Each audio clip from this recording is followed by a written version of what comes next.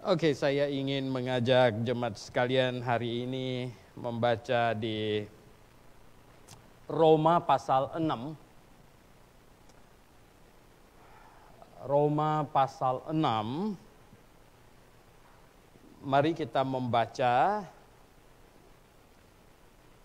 ayat yang ke-18 sama-sama, kemudian ayat yang ke-22. Ya. Ayat 18, 1, 2, 3. Kamu telah dimerdekakan dari dosa dan menjadi hamba kebenaran.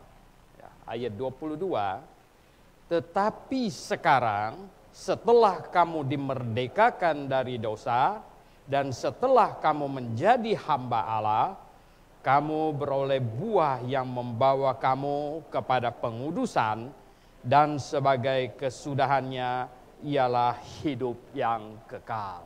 Oke, mari kita berdoa. Bapa di surga, terima kasih untuk firman-Mu yang dicatatkan bagi kami. Kami sangat bersyukur Tuhan atas hidup ini.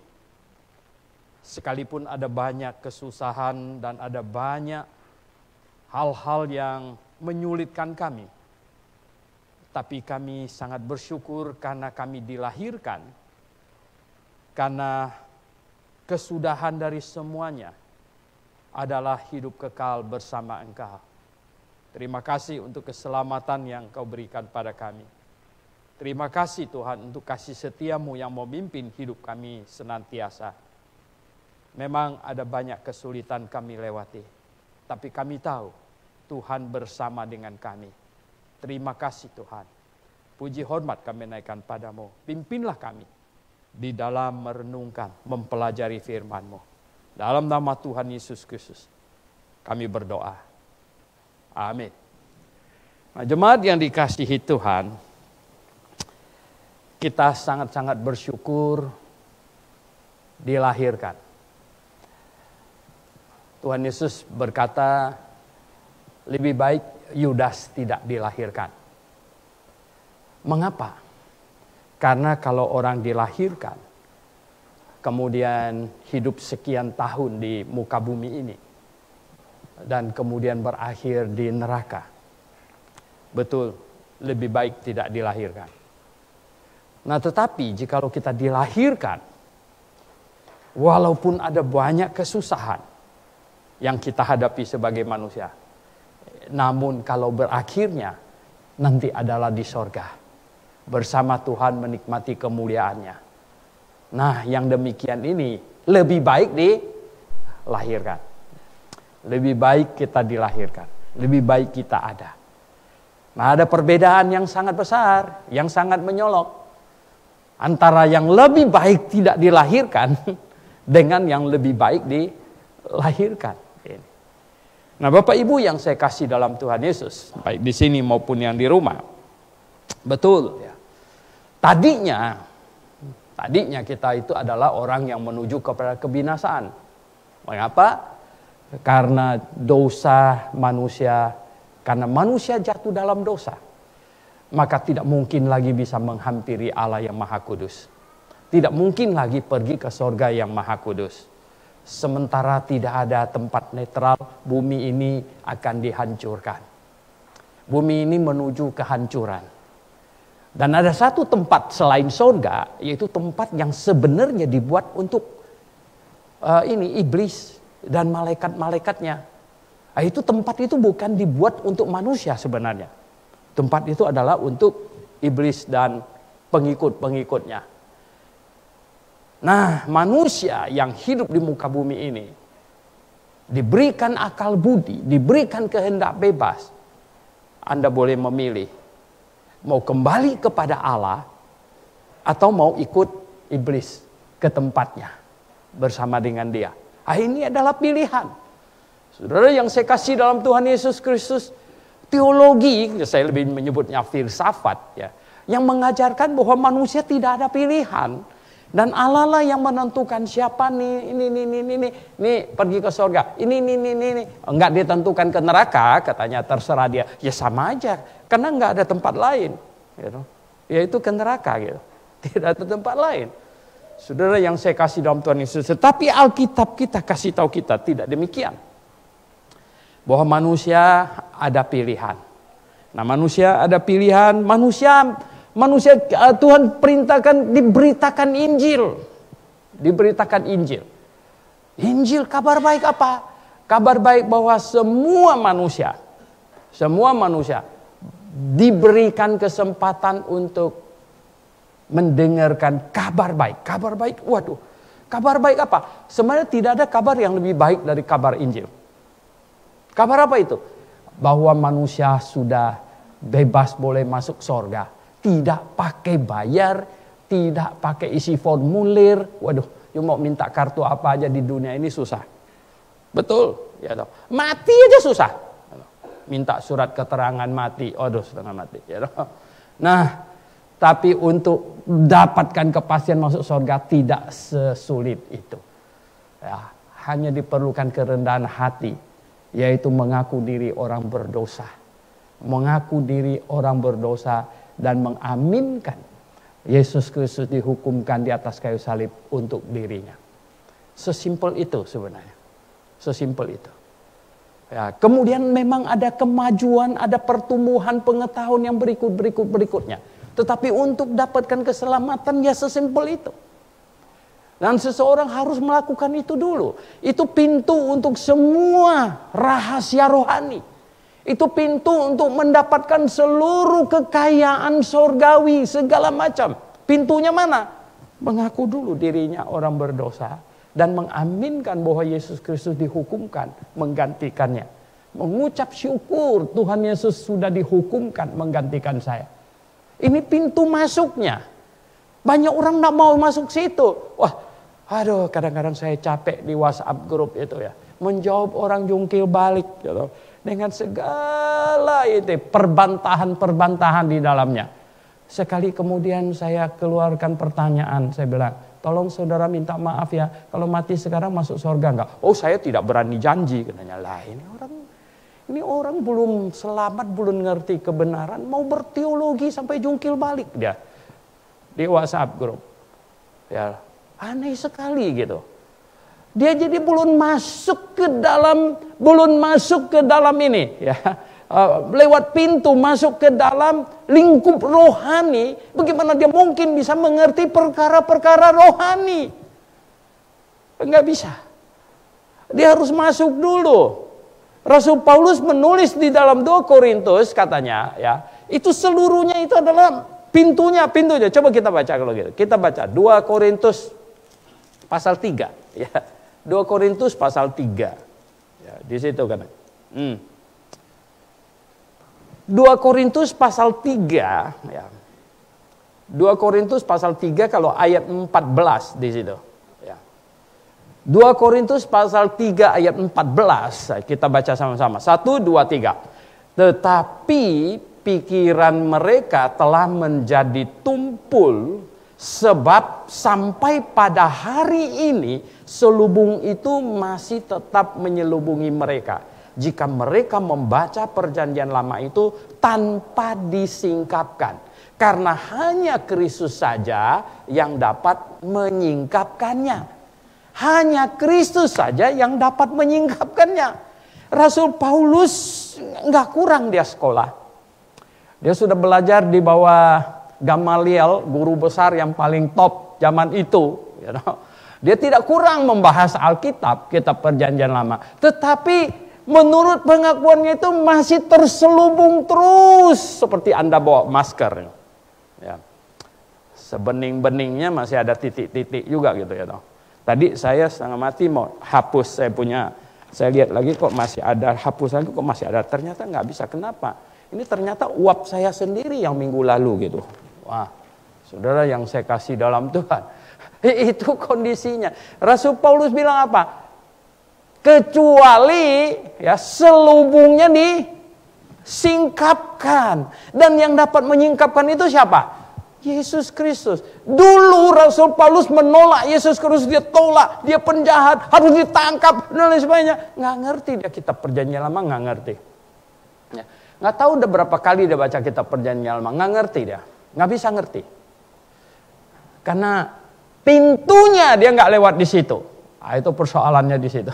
Nah, oleh sebab itu ya, jemaat sekalian, Bapak Ibu sekalian yang ada di rumah itu, saya katakan bahwa ya sekarang saya nggak mau banyak ribut dengan orang di WhatsApp itu, kadang-kadang capek sekali sampai tengah-tengah malam, waduh, jempol saya agak sedikit agak ini syarafnya kelihatan mulai mau terganggu ini ya, karena saking banyak ininya gitu. Nah, saya tanya dia dulu gitu, ini ya ada satu baru tadi pagi-pagi itu satu orang ibu, saya tanya sama dia, menurut kamu Alkitab salah satu firman Tuhan atau satu-satunya? Wah, dia mulai berakrobat. Yesus juga firman Tuhan, Pak. Saya bilang, kamu maksudnya apa? Mau bingungkan orang lagi. Nah, saudara yang saya kasih dalam Tuhan, ya, banyak manusia nggak mau lewat pintunya, mau lewat jendela, lewat genteng dan lain sebagainya. Yesus Kristus itu pintu. Nah, begini, kalau seseorang mau memahami kebenaran dengan lebih baik, ya, dia betul-betul harus rendahkan hati dulu, mengaku diri orang berdosa yang tidak mungkin bisa ke sorga. Ini diperlukan kerendahan hati. Saya orang berdosa yang tidak mungkin ke sorga. Kalau tidak mungkin ke sorga, kemana? Wah, tetap di bumi aja. Wah, enak aja. Emang bumi kau yang buat. Bumi ini akan hancur. Lalu kamu kemana? Pergi bersama iblis ke tempatnya. Nah, saya tidak bisa ke sorga karena berdosa. Nah, oleh sebab itulah diperlukan kabar baik, yaitu Yesus Kristus yang menyelesaikan segala-gala. Dosa diselesaikan di atas kayu salib. Belum lagi saya maju pertanyaan kepada orang lain. Di WhatsApp saya sering tanya, kamu sudah aminkan belum penyaliban Yesus Kristus itu untuk dirimu sendiri? Bahwa kamu lihat gak, kamu yang tersalib di atas kayu salib seharusnya. Biasanya dia ngelak sana, ngelak sini, ngeyel sana, ngeyel sini. Enggak diselamatkan. Mau ajak orang berteologi pula dia. Enggak bisa, saudara. Enggak bisa. Sama dengan kita diskusi Alkitab sama biksu, ya, sama kiai. Enggak bisa, kan dia belum diselamatkan gitu loh. Sama gitu. Oh, Bapak Ibu Saudara yang saya kasih dalam Tuhan. Tetapi kalau kita sudah diselamatkan, kita sudah rendahkan hati kita sudah mengaku, bukan cuma di mulut, tapi dengan hati, segenap hati kita, bahwa saya ini orang berdosa Tuhan, saya tidak mungkin menyelamatkan diri saya akan binasa, dan saya bersyukur kepadamu, Tuhan, engkau dihukumkan di atas kayu salib, menggantikan posisi saya, tidak ada hal yang lebih saya syukurkan dalam hidup ini, selain satu ini. Dikasih 10 triliun pun, ya, kau sanggup beli bukan cuma satu rumah di Pondok Indah sana, 10 lebih lagi. Satu perumahan tuh kau beli habisnya. Masih tidak lebih patut kau ucapkan syukur lebih dari Yesus Kristus mati bagi kamu di atas kayu salib. Mati bagi kamu di atas kayu salib. Menggantikan posisi kamu. Supaya kita bisa pergi ke sorga setelah meninggalkan dunia ini. Nah, ini yang terindah. Oh, berapa banyak dosa kita diselesaikan? Berapa banyak dosa kita diselesaikan? Seluruhnya, nggak ada sisanya. Persoalannya adalah dosa kita bukan ditanggung satu persatu item. Kalau dosa kita ditanggung satu persatu, kita ngaku ditanggung, kita ngaku ditanggung. Kita serahkan satu ditanggung, serahkan dua ditanggung dosa kita. Kalau lolos satu yang lupa gimana? Apa kita nggak masuk neraka? No, bukan begitu. Yesus Kristus menggantikan saya dihukum. Nah, sekarang saya menggantikan dia hidup. Ada yang bilang, oh, maksud itu nggak boleh menggantikan. Maksud menggantikan Yesus hidup itu bukan menggantikan dia jadi Allah. Ya.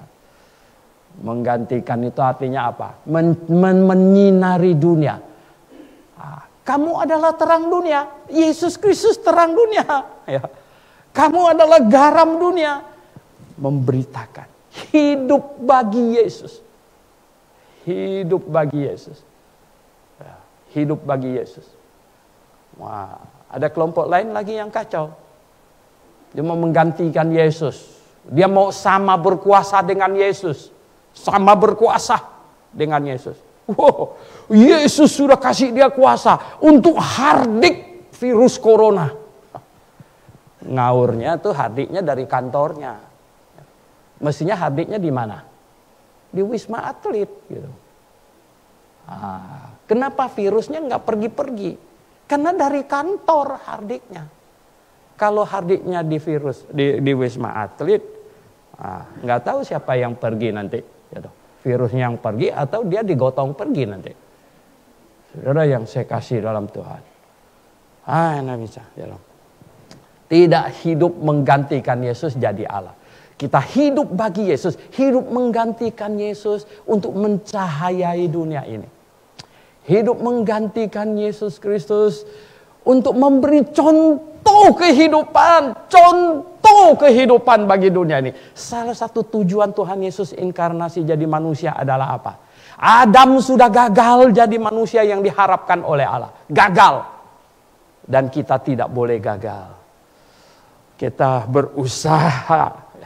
Kalau kita gagal, kita datang kepada Tuhan.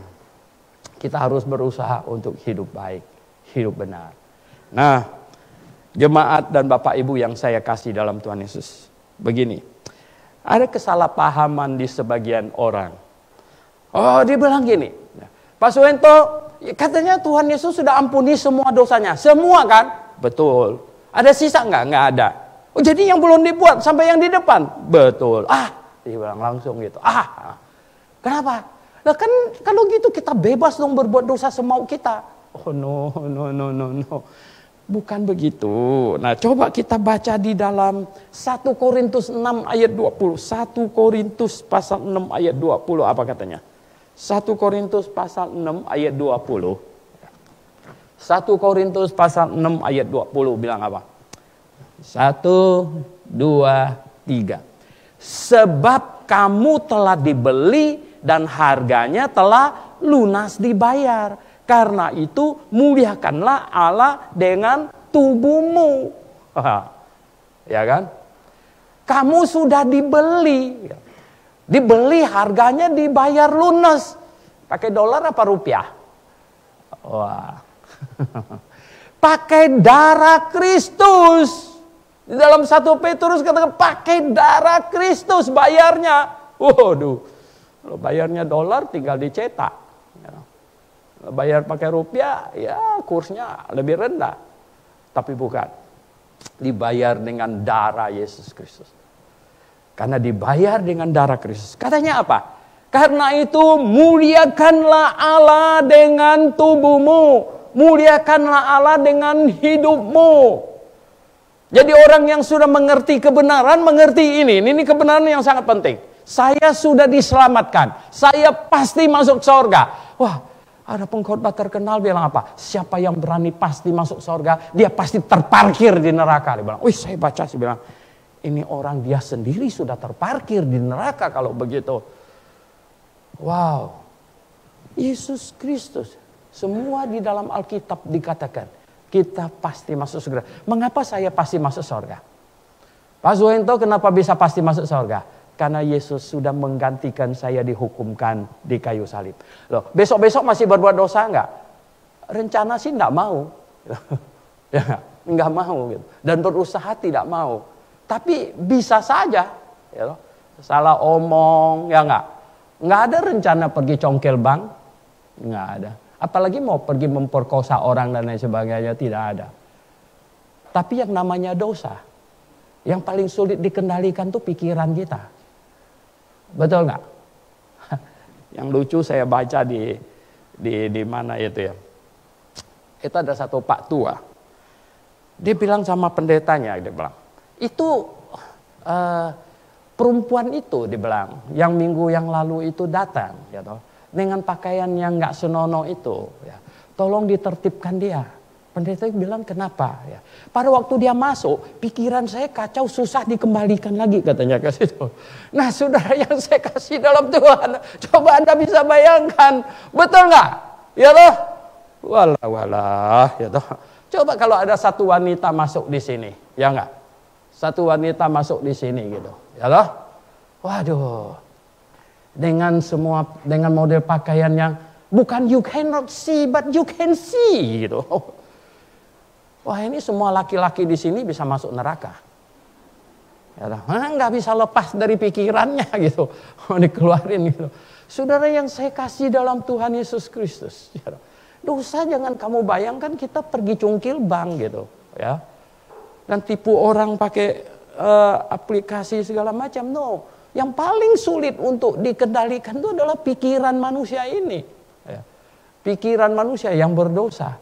Nah, saudara yang saya kasih dalam Tuhan Yesus, jadi masih bisa jatuh dalam dosa enggak?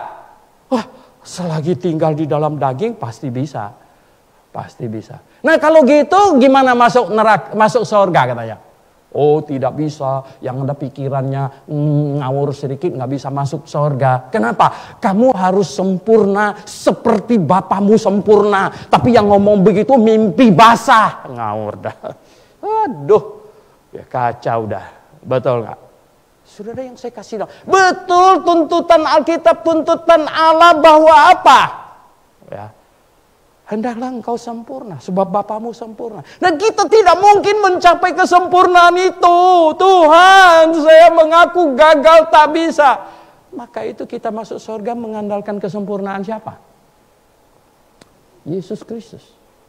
Kesempurnaan Yesus Kristus. Dialah yang membungkusi saya. Dialah yang membungkusi saya. Jadi di hadapan Allah Bapa yang dilihat itu adalah kesucian Yesus Kristus. Sedangkan Suhento punya kehidupan, kesucian. Waduh, jangankan saya.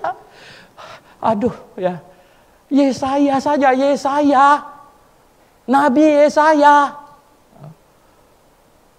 Dia bilang kesuciannya kain kotor di hadapan Allah.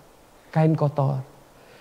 Tapi saudara yang saya kasih dalam Tuhan Yesus Kristus, mengandalkan kesucian Yesus Kristus, saya akan menghadap tahta pengadilan Allah. Saya dibenarkan di hadapan Allah bukan mengandalkan diri saya, mengandalkan Yesus Kristus. Nah, karena saya tahu akan kebenaran ini, sekarang saya juga sangat tahu, saya disuruh hidup bagi Yesus Kristus. Hidup bagi Yesus Kristus. Oh, kalau saya jatuh dalam dosa, saya mengecewakan dia. Amat sangat saya mengecewakan dia. Karena dia mau saya lihatlah dia. Katanya, ya. Kita disuruh ini, muliakanlah Allah dengan ini, dengan tubuhmu, dengan hidupmu. Muliakan Allah dengan hidupmu. Oh.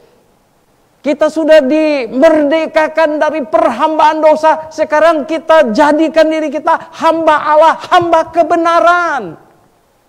Ini yang Tuhan mau dari kita.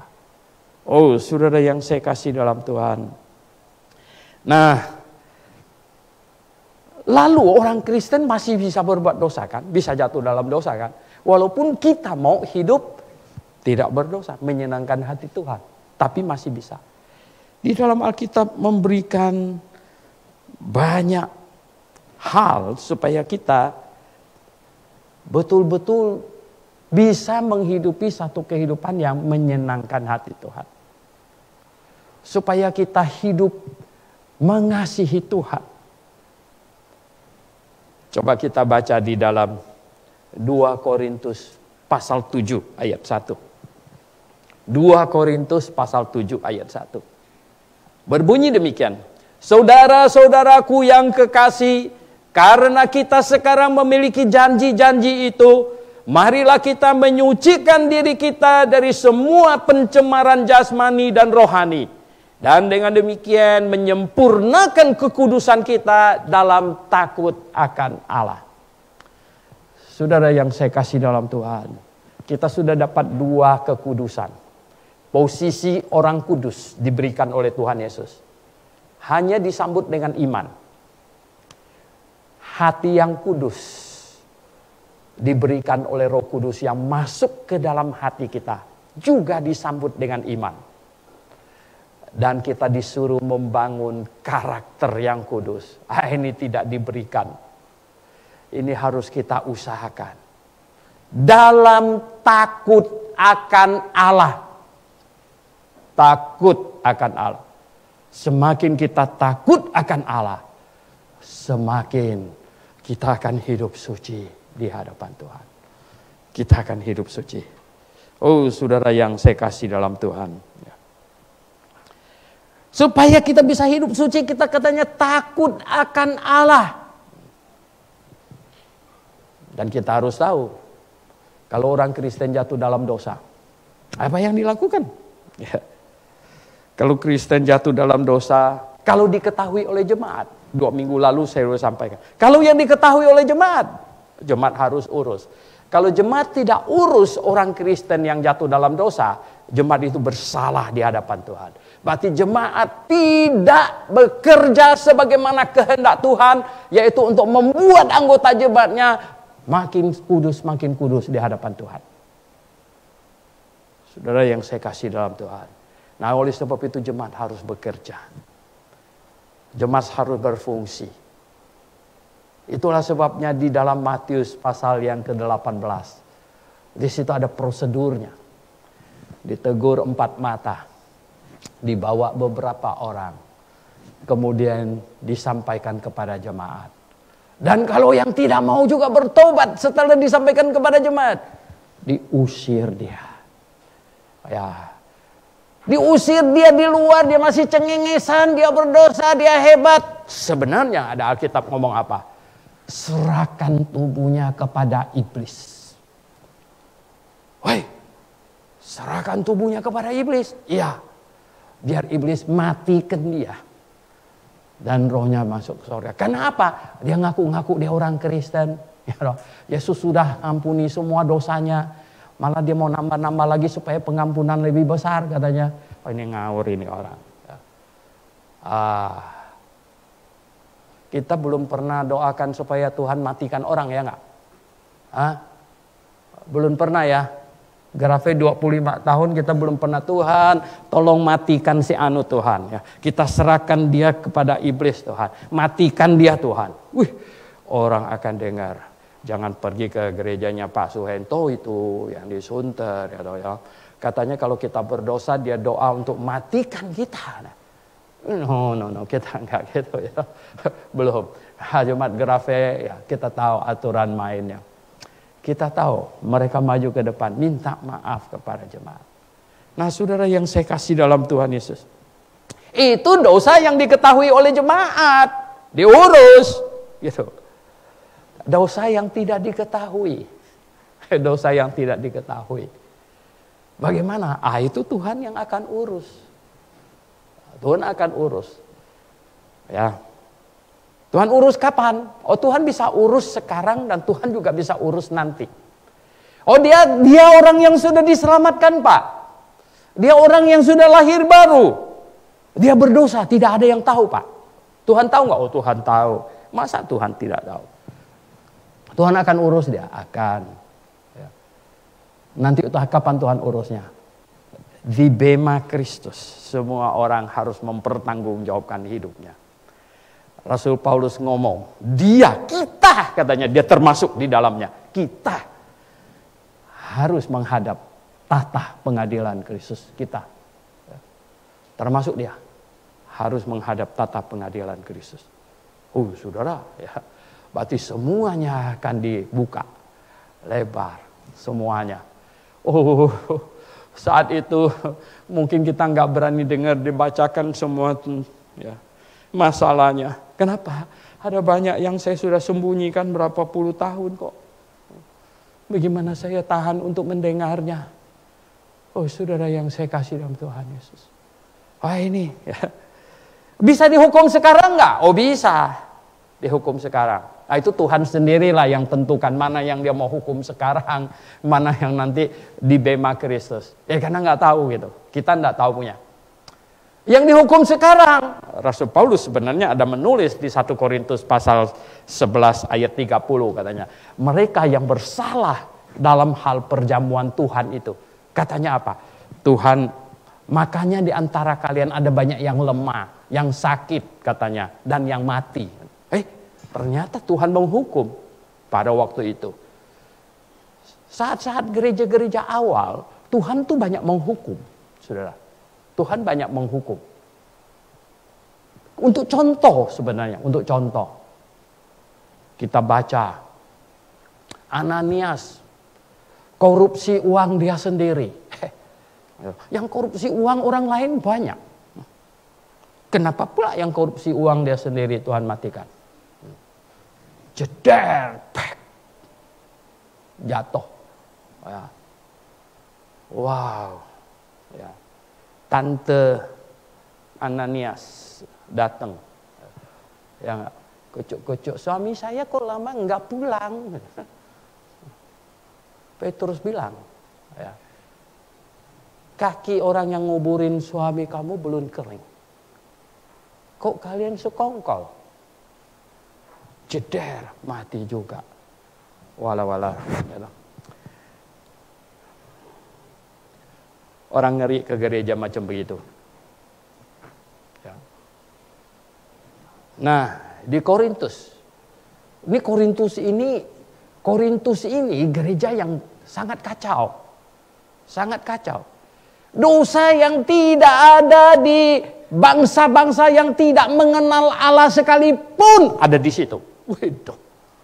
Ini kacau. Sehingga Paulus bilang apa? Usir dia. Serahkan sama iblis. Begitu. Nah, saudara yang saya kasih dalam Tuhan. Dihukum. Tapi setelah jemaat berjalan, ya, Tuhan tidak banyak menghukum langsung. Dan kita juga tidak tahu. Saya tidak berkata bahwa orang sakit karena Tuhan hukum. Tidak benar. Tapi maksudnya itu pernah dikatakan oleh Petrus di dalam 1 Korintus. Tuhan bisa kasih hukuman macam-macam. Nah, itu dosa yang tidak diketahui. Dosa yang tidak diketahui. Nah, tetapi dosa selain diketahui, ada dosa yang bukan cuma diketahui oleh jemaat, tapi diketahui oleh semua orang. Diketahui oleh negara. Yang macam begini masuk penjara. Yang macam begini kan ditangkap. Ini dosa yang diketahui oleh semua orang, diketahui oleh negara, diketahui oleh polisi. Ini pasti ditangkap. Diadili di pengadilan. Kemudian masuk penjara. Ya kan? Orang Kristen masuk penjara. Ada nggak orang Kristen masuk penjara? Oh, banyak. Ya. Bahkan nama rasul semua ada di situ. Ya. Paulus masuk penjara, Petrus, Thomas, ya, atau Filipus. Ada itu di situ. Wow. Ya. Dan sekarang kapasitasnya sampai over. Sampai menteri lepaskan sebagian gara-gara COVID ini dilepaskan. Saudara yang saya kasih dalam Tuhan. Saya pernah pergi ke penjara sana mau besuk dulu. Ya. Saya salah hari. Hampir mati kejepit saya sama orang yang ramai begitu. Ya. Masuk sampai ke dalam sana. Wih, besarnya itu hampir seperti MKG gitu. Orang semua ramai begitu. Mereka nontonin saya, liatin saya ini dari ini teras-terasnya semuanya. Berapa lantai itu. Ya.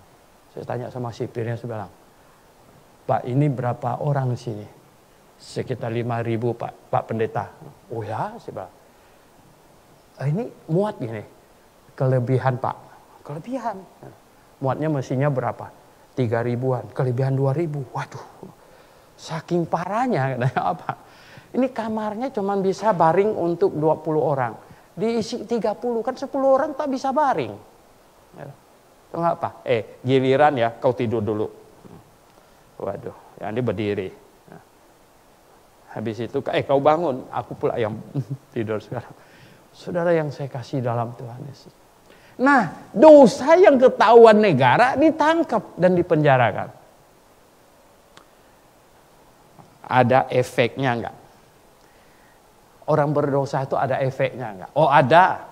Orang berdosa ada konsekuensinya enggak? Oh, ada, pasti. Ya enggak? Semua orang melakukan kesalahan apapun juga ada konsekuensinya. Melakukan kebaikan juga ada konsekuensinya, nggak ada hasilnya, nggak ada. Ada. Ini Tuhan sudah menyerahkan, membiarkan ini efek sebab akibat. Ya, sebab akibat ini berjalan. Oh, saudara yang saya kasih dalam Tuhan Yesus.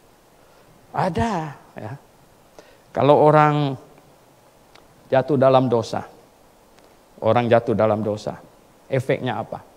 Kalau yang tidak diketahui orang. Cuman dia sendiri yang tahu. Wah, ini dosa. Ya dong. Bisa membohongi istrinya. Ya. Jajan-jajan di luar. Wah, jajan kalau beli bakpao masih nggak apa-apa. Ya dong. Yang khawatir itu bakpao lain gitu. Ya. Misalnya. Nggak tahu. Ya. Istri tidak tahu, pinter dia bohong. Waduh, Bapak Ibu Saudara yang saya kasih dalam Tuhan, saya ini bukan tamat SMA masuk sekolah teologi. Saya sempat di luar sana gentayangan berbisnis dulu. Ya, saya jual mobil itu seringkali kan berhubungan dengan bos-bos. Kalau beli sedan kan bos-bos besar. Kalau duduk di kantor mereka mendengar mereka cerita. Dalam hati saya kasihannya. Ada yang pergi jalan-jalan ke luar negeri sama istrinya. Tahu nggak apa? Ya. Bohongin istrinya sama temennya mau pergi beli rokok kemana cari rokoknya. Beberapa jam nggak pulang. Kata masuk ke kamar yang lain. Dengan pelacur yang sudah dijanjikan dengan resepsionis. Ya loh. Kemudian balik lagi sama istrinya. Dapat rokoknya kan ya. Bukan rokok yang dia dapat, saudara. Dia berhasil membohongi istrinya. Dan mereka bercerita dengan sangat bangga. Sangat bangga. Ada juga istri yang jago bohongin suaminya. Ya, dengan temannya yang di kantor misalnya. Oh, zaman sekarang jauh lebih canggih. Zaman dulu tidak ada handphone. Tidak ada WhatsApp. Zaman sekarang, ya toh? Ya enggak? Ya. Nama orang kan tinggal dipasukan di WhatsApp, ya toh, dan lain sebagainya. Bisa. Tetapi saudara yang saya kasih dalam Tuhan Yesus, saya mau berkata begini. Ketika orang Kristen berbuat dosa, kalau dia betul-betul lahir baru, sekalipun tidak ada orang yang tahu. Tidak ada orang yang tahu. Bahkan istrinya tidak tahu, suaminya tidak tahu, tidak ada. Tetapi dosa itu tak pernah bisa hilang dari hatinya. Dan itu akan menuduh dia terus. Itu sudah menjadi satu titik hitam di paru-paru bukan karena COVID-nya. Ya. Kalau ada titik hitam di paru-paru sekarang kamu kena CT scan gitu. Kau habis ya. Bukan di lockdown ya. Tapi kamu dijaga dengan manusia astronot gitu. Ya. Yang pakaiannya lengkap putih-putih semua. Pakai tabung udara. Kenapa? Karena di paru-paru kamu ada titik hitam. Katanya. Dicurigai. Ya. Miss Corona ada tinggal di situ. Saudara yang saya kasih dalam Tuhan itu sangat bahaya itu. Nah, ada orang dia bisa membohongi istrinya. Tetapi titik itu ada di dalam hatinya. Dan itu akan mengikuti dia terus. Ya, nggak bisa hilang. Ya udah minum Baygon biar dia hilang. Oh ya boleh coba. Ada orang bodoh yang menanggapin gurauan Trump. Tahu nggak? Anda baca nggak gitu ya toh? Trump tanya sama dokter, wah kalau itu bisa dihilangkan pakai desinfektan diminum aja ya. Ya. Wah katanya ada yang sama. Waduh, presiden bilang untuk hilangkan ini virusnya minum cuci lantainya. Ya ampun, matilah kau. Saudara yang saya kasih dalam Tuhan. Nah, titik hitam yang di dalam hati itu, yang tidak diketahui oleh suami maupun istrimu misalnya itu kamu sendiri tahu. Itu. Ya. Dan itu akan mengikuti kamu. Dan banyak orang tidak menyadari begini ya. Kalau engkau bisa jaga hidupmu kudus di hadapan Tuhan, ya, menjaga hidupmu kudus di hadapan Tuhan, itu bukan karena kamu hebat tidak mau khianatin istrimu, dan itu benar. Tapi sebenarnya lebih hebat dari itu tuh apa, tahu nggak? Sampai kamu sudah tua. Sampai kamu sudah tua, kamu memegang sebuah rekod. Ya, kamu memegang sebuah rekod. Pada waktu istri kamu tidur ngorok, Tuhan, saya sudah berlaku sebagai suami yang setia. Walaupun sebenarnya ada banyak kesempatan untuk saya mengkhianati dia, tapi saya tidak pernah mau melakukan itu. Itu rekod untuk diri kamu sendiri. Yang kau banggakan. Yang kau banggakan nanti di hadapan Tuhan. Nah, saudara yang saya kasih dalam Tuhan Yesus. Nah, ini yang semua orang Kristen harus pikirkan. Setelah kita diselamatkan, setelah kita menjadi milik Tuhan, setelah kita dimerdekakan dari dosa, kita diberi kesempatan oleh Tuhan untuk menghidupi satu kehidupan ini. Ini kehidupan yang indah yang Tuhan berikan kepada kita. Dan Tuhan mau kita di dalam hidup yang Dia berikan ini, kita mengukir rekod-rekod yang nanti kita banggakan di hadapan hadirat Tuhan. Saya sudah berjuang, Tuhan. Saya sudah berusaha untuk hidup baik. Ya. Bukankah takut dia, takut ini, takut itu? No. Saya mau hidup saya berkenan kepadamu. Indah di hadapanmu. Ini sebenarnya. Ini harus dimiliki sejak kalian masih muda. Sejak masih muda. Kenapa saya bilang sejak muda? Waduh, ada banyak orang datang kepada saya. Waktu tidak bisa diputar balik. Waktu tidak bisa diputar kembali. Pak Suhento, saya kenal kebenaran sudah umur segini. Oh ya, saya bilang. Berlakulah baik untuk sisanya. Tapi Pak, kalau saya renungkan hidup saya yang lalu, wah, rekodnya sangat memalukan. Sangat jelek. Saudara yang saya kasih dalam Tuhan. Dan tidak sedikit yang saya mendengar mereka berkata, seandainya kalau hidup saya bisa diputar balik jamnya, waktu bisa diputar balik, saya akan tahu apa yang harus saya kerjakan. Nah, itulah makanya saya menasihati kepada yang muda. Yang muda dan Anda sudah lahir baru. Ada banyak hal yang kita kerjakan, kita lakukan sebelum kita lahir baru. Sebelum kita kenal kebenaran. Gak bisa kita putar ulang. Gak bisa. Rasul Paulus sampai berkata, betul katanya, Yesus Kristus datang untuk orang berdosa. Dan di antara semuanya, akulah yang paling berdosa. Bayangkan dia sampai berkata begitu. Kita tidak tahu dosa apa-apa aja yang dia buat. Tapi dia ya, mengaku akulah orang paling berdosa. Oh, saudara yang saya kasih dalam Tuhan Yesus. Pikiran. Terus ada kejahatan yang diurus oleh negara. Ini efek-efeknya. Selain dosa diurus negara, dihukum dan lain sebagainya. Dosa sebenarnya bisa membawa efek yang sangat negatif. Oh, saudara yang saya kasih dalam Tuhan. Ya. Apa yang terjadi pada waktu Daud jatuh dalam dosa? Oke. Wah, Daud jatuh dalam dosa. Tuhan utus ya, Nabi Nathan, tegur dia. Hah, dia kaget. Benar juga perumpamaannya itu untuk dia.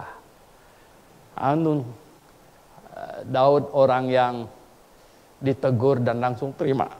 Iya, saya sudah berdosa. Saya sudah salah. Saudara yang saya kasih nama, dia bikin lagu dosanya. Mazmur 51 itu lagunya. Ya. Banyak orang bikin lagu cakep-cakep. Saya juga cukup bikin banyak lagu. Pak Jen bilang, Pak Soento, bikin lagu Corona untuk jadi kenangan. Waduh, saya pikir-pikir lagu Corona masih bikin mana ini? Lagu tentang Corona gitu ya. Kita lockdown gitu. Dan lain-lain sebagainya. Sebuah kebaktian pakai face shield gitu ya. Lagu Corona. Daud bikin lagu dosanya. Tuhan ampuni dosa Daud, ampuni nggak? Ampuni. Dia udah ngaku, udah saya paling salah. Dia udah selesai. Tuhan ampuni, dia sudah salah. Efeknya ada nggak? Efeknya ini yang repot. Tuhan bilang apa? Mulai sekarang pedang akan selalu berada di tengah-tengah keluargamu. Ingat, anaknya yang satu perkosa adik tirinya. Abangnya marah, cabut pedang, sikat. Akhirnya yang lebih kejam dari segalanya lagi, Absalom, ya toh, berontak terhadap bapaknya. Ya enggak? Kemudian apa? Kalau Daud tidurin istri orang diam-diam di rumah. Sekarang Absalom open house. Wah, kacau ini. Mungkin Daud bilang gini, Tuhan, bukankah saya sudah minta ampun dan engkau juga sudah ampuni saya? Kenapa jadi begini? Tuhan bilang apa? Daud, efek samping dari dosa. Nah, ini masih efek samping, belum efek tengahnya. Saudara yang saya kasih dalam Tuhan, kacau. Beberapa waktu yang lalu saya dikirimin video apa tahu? Satu orang bapak kan duduk di warung, katanya apa? Dia dibuang anaknya. Ada nggak kalian dapat video nggak itu? Ada kan? Bapak mukanya culun-culun kan, gitu. Dibuang anaknya. Saya lihat mukanya, sampai ditanya sama orang, kapan anak kamu buang di mana? Di jalan ini. Ya toh, kapan? Kemarin. Oh, dibuang anaknya. Anaknya ada berapa, Pak? Ada 4. Jadi yang buang mana? 2 anak yang bawa saya ke dalam mobil, dibuang. Sampai-sampai saya bilang, Simo, coba suruh mahasiswa pergi cari dia yuk. Ya. Tapi kita tampung di sini aja kalau anaknya udah nggak mau. Simo bilang pasti dia punya banyak family dan lain sebagainya. Gitu. Nah, kemudian, tapi tahu nggak pikiran saya apa? Saya sama Simo bilang, ini orang sampai anaknya berbuat begitu, pasti tidak ada sebab, betul nggak? Tidak ada sebab, pasti bukan tidak ada sebab. Beberapa minggu yang lalu, seorang ibu-ibu telepon saya. Pak Suhento, suami saya menikah lagi. Anggota jemaat GBIA, bukan grafik. Wah, saya marah sekali. Wah, Pak Suhento, ini surat nikahnya di pes ke saya. Waduh. Ya. Pak Suhento, tolong namanya, nomor HP-nya dihapus dari WA grup kita. Karena dia sudah kawin lagi. Waduh. Pak Suhento, sebenarnya saya itu sudah tahan sangat lama.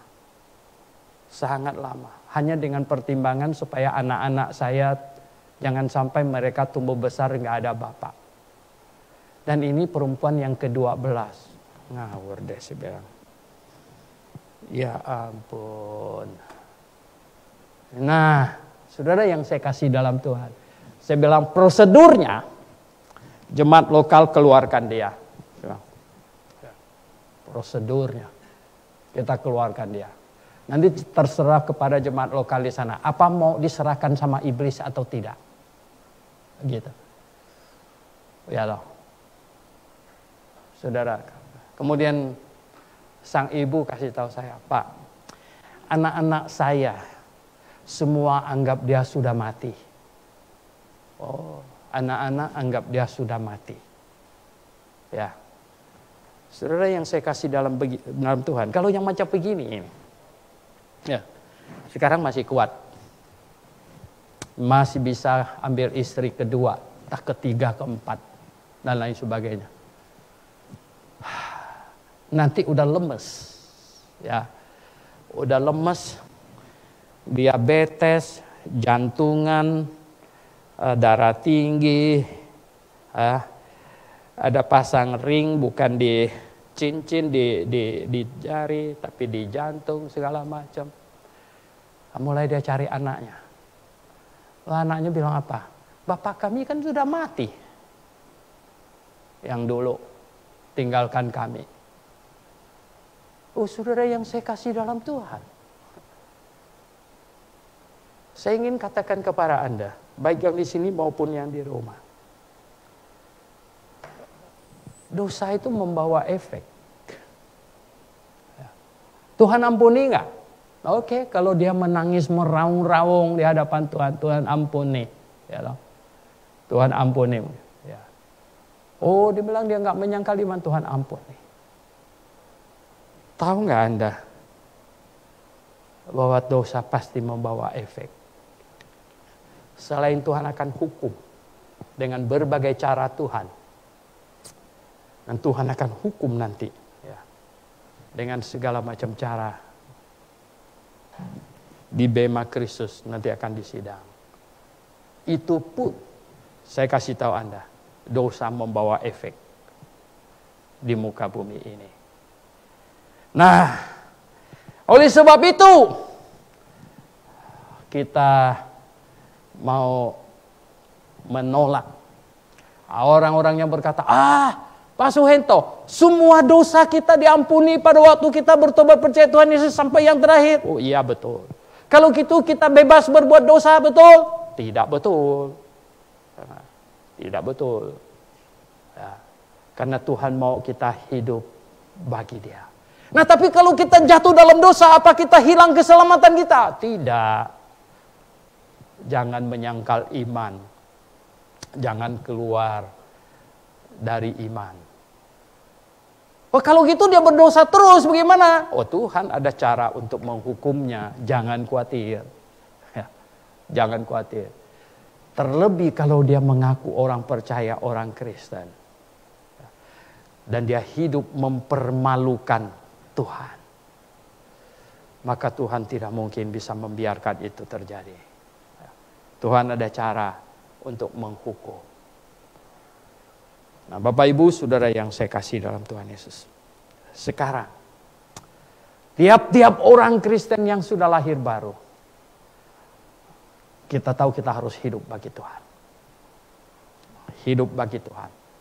Hidup menggantikan Tuhan untuk menyinari dunia ini. Hidup menggantikan Tuhan memberi contoh kehidupan bagi dunia ini. Adam gagal, Tuhan Yesus datang memberi contoh. Dan kita, murid-muridnya, memberi contoh kepada dunia ini. Hidup yang begini inilah yang Tuhan inginkan di muka bumi ini. Kita memberi contoh. Itu yang indah yang Tuhan mau.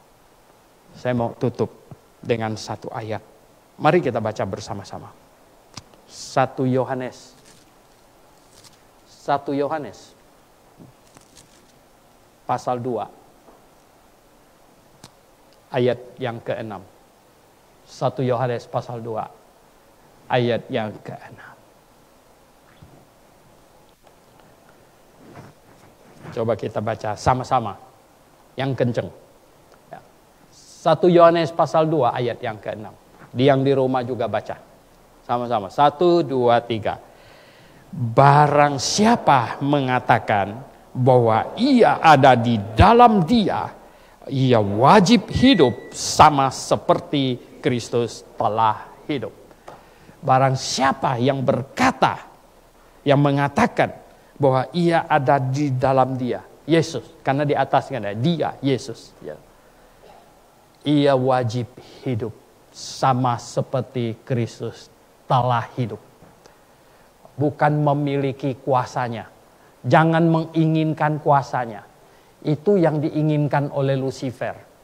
Kemudian merangsang Hawa dan Adam untuk memiliki kuasanya. Kita tidak boleh menginginkan kuasanya. Kita menginginkan model hidupnya. Model hidup Kristus. Dan itu adalah sebuah teladan. Kita teladani. Kita menyinari dunia ini, menggantikannya. Karena kita adalah terang dunia. Dan dialah terang, sumber terang. Kita memantulkan terang Yesus Kristus. Hidup sebagaimana Kristus telah hidup, katanya. Nah, ini yang harus diusahakan oleh setiap orang percaya. Dan dalam sejarah tercatat, para Anabaptis, banyak di antara mereka, para Anabaptis, tiap-tiap hari, saudari niat mempost ya, renungan this day in Baptist history. Dan saya tambahkan renungan di bawahnya 3 poin. Supaya semua orang bisa lihat. Kaum Anabaptis, nenek moyang rohani kita, mereka telah menyinari dunia ini. Menggantikan Yesus Kristus, menyinari dunia ini. Ya, hidup bagi Yesus. Sehingga orang melihat ada Yesus di dalam hidupmu. Mari kita berdoa. Bapa di surga, terima kasih. Terima kasih Tuhan. Engkau selamatkan. Setelah diselamatkan, kami hidup di muka bumi ini. Dan Engkau memberikan kami kesempatan untuk hidup bagimu. Untuk menyinari dunia ini. Secara doktrinal, kami dapat menjelaskannya dengan baik. Dan secara karakter, hidup kami bisa dijadikan contoh, teladan, dibanggakan. Tuhan tolong kami, pimpin kami semuanya. Dalam nama Tuhan Yesus Kristus, kami berdoa. Amin.